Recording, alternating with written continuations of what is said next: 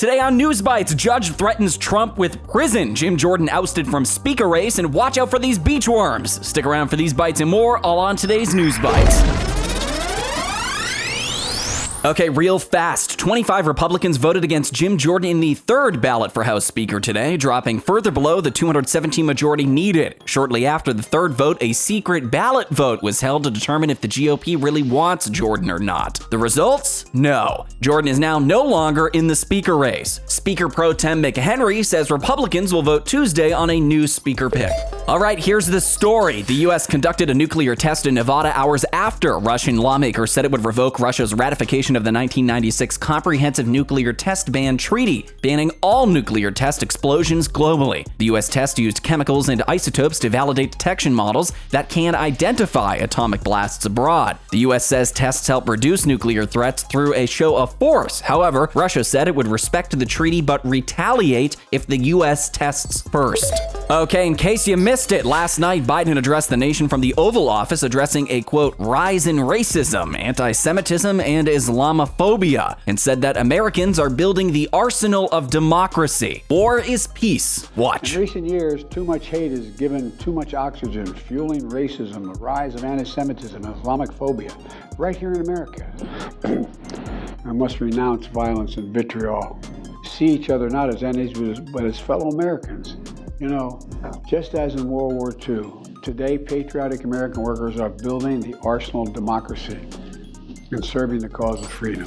Okay, and here's the latest. Judge Engoron in Trump's New York civil fraud trial threatened to imprison Trump for violating a gag order, but instead fined him $5,000. Future rulings on violations could bring steeper fines and possible imprisonment. Engoron said Trump left up a disparaging post about Engoron's clerk on his campaign website, a post made before the gag order that remained up for 17 days after Engoron ordered Trump to take it down. This comes as Kenneth Cheeseborough, a Trump-tied lawyer, pled guilty in the Georgia election interference case. He pleaded to one felony conspiracy count, avoiding a trial that was set to start Friday. He too could testify in potential future cases, one which may involve Trump. All right, it's Friday finally, so let's lighten the load with some viral videos to end out the week. A Tesla Cybertruck was recorded on the highway with 50-plus bullet dents in its side after it went through bulletproof testing. Elon wrote on X, "We emptied the entire drum magazine of a Tommy gun into the driver door Al Capone style. No bullets penetrated into the passenger compartment," he wrote. Probably the first consumer vehicle to go through bulletproof testing.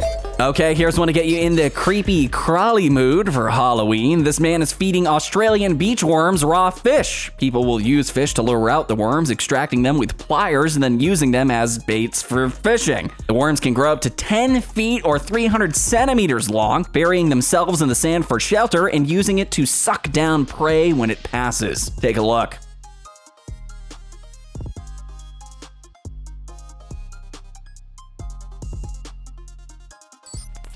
All right, and to wrap us up, here's a funny video of a parakeet marching.